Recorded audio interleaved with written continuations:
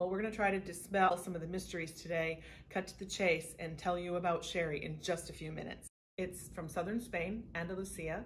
The main city is Jerez, and this is a land of sunshine, a very special white soil, chalky soil called albarita. The grapes are Palomino, primarily, Moscatel, and Pedro Jimenez. We're going to divide sherry into two different classes, oxidative and non-oxidative. We're going to start with the non-oxidative today. Those are the Finos, the Manzanilla. These are biologically aged wines that live under a veil of yeast called flor. They look like white wine. We drink them chilled. Then we have sherries that started their life off as Finos. They were non-oxidative to start with and became oxidative later. And then finally, we have Oloroso, sherries that never had a flor at all and have lived their life completely oxidatively. And then last, we have the sweet sherries or Solera sherries that are generally made from Moscatel or Pedro Jimenez and are rich and sweet. One of the most underappreciated and unknown parts of drinking sherry. I can't tell you when I was a representative for a sherry house how many bottles of Fino I confiscated from next to espresso machines.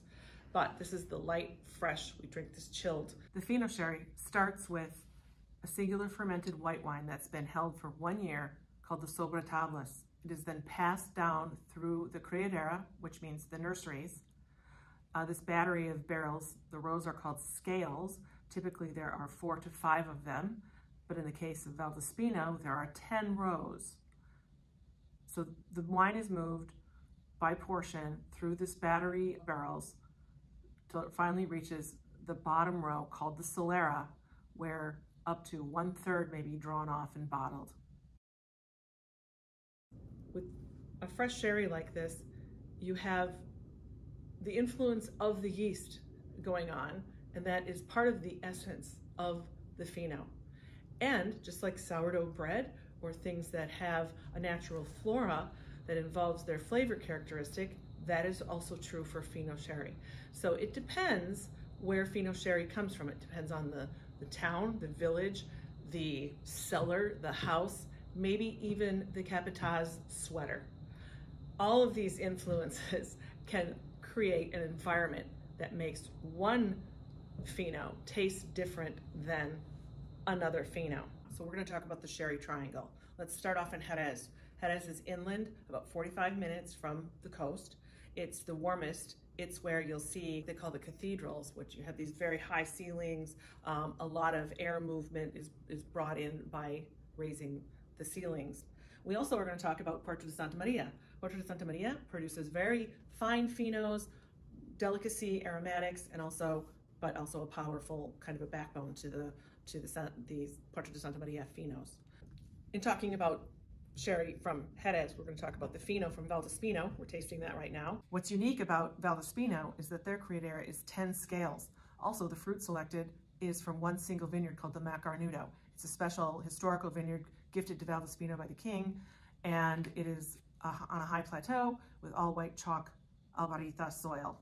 It is also completely raised in wood, and this is unusual because most bodegas will start with a stainless steel base wine and then create sherry aged in wood. This is completely aged in wood. And I find it to be a little bit richer. It has a lot of those kind of secondary spicy qualities. It's got a touch of iodine. It's saline, but not to the extent of a Manzanilla. You'll find that it has that sort of yeasty complexity. Definitely goes places that white wine can't go. This is Manzanilla, also a Fino, but it has to come from Sanlúcar de Barrameda. And Valdespino happens to have a bodega there as well. This is a wine that is bottled dry. There's less than 5 grams of residual sugar. And this is definitely always my favorite go-to summertime sherry. Light, fresh, a little more bracing. You definitely get that, waft of the sea in your face with this. You definitely get that saline saltiness. Okay, Amontillado. This is a sherry that started its life as a Fino. at some point, there is a guy who works in the cellar by the name of the Capataz, and he will make a decision about which Finos are going to become Amontillado. He will taste through the battery of barrels and mark the barrel accordingly with chalk slash that shows you that that is going to be Amontillado. You'll see these chalky markings, and each of them has significance as you walk through a bodega. In the case of Valdespino, it's a very special Amontillado. First of all, it only comes from their very best vineyard called the Macarnudo, and it's only the Alto Macarnudo that's used for the Amontillado, and indigenous yeast, and as I said before, all their Finos go through only a wood fermentation and aging program, so never in stainless steel. It is truly a biological wine from start to finish. And this is under floor for about 1 year and then is fractionally blended. And often the Amontillado can be up to 18 years old in the bottling. So it's truly remarkable, a very special Amontillado coming from Valdespino. Palo Cortado, the Rogue Sherry. Why is it the Rogue? Because it's thought that most houses made Palo Cortado from a Fino that had faded away or died on its own. In fact, what happens mostly is that this is also a selected wine.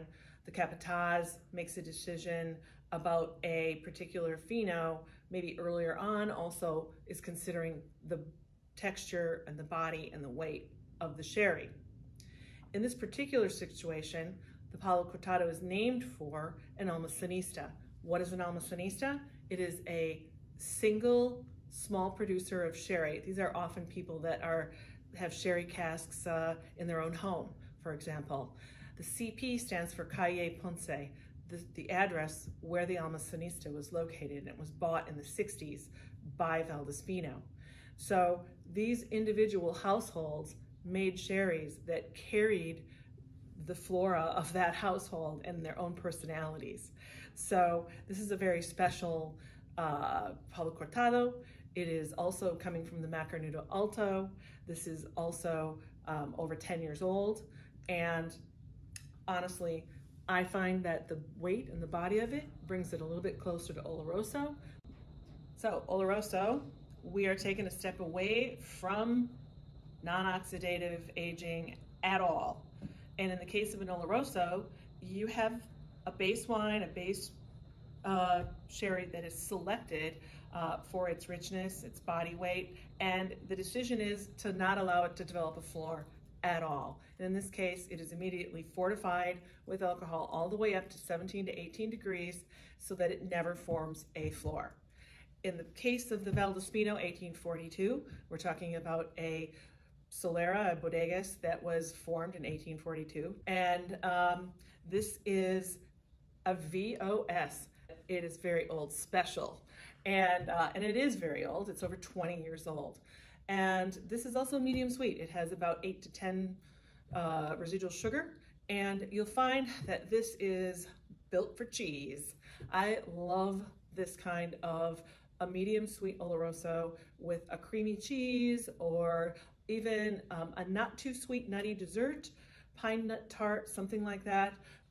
It can also go places that you might not imagine, like maybe even a curry dish. And now for something completely different. Sweet sherries, also known as Solera sherries, go through the remarkable task of having the grapes laid out on rope mats in the sun to dry, and only 10% of the juice remains in those berries when they're pressed. The result is this unctuous, rich, raisiny, round, and silky sweet wine that is beyond imagination for richness, sweetness, and pairability with desserts. Come on. So that was a quick look at sherry, and I think there's a flavor profile for whatever you're eating. Sherry is largely unappreciated and unknown, and I hope this opened your eyes a little bit, and hopefully will open your palate to the world of sherry. Thank you.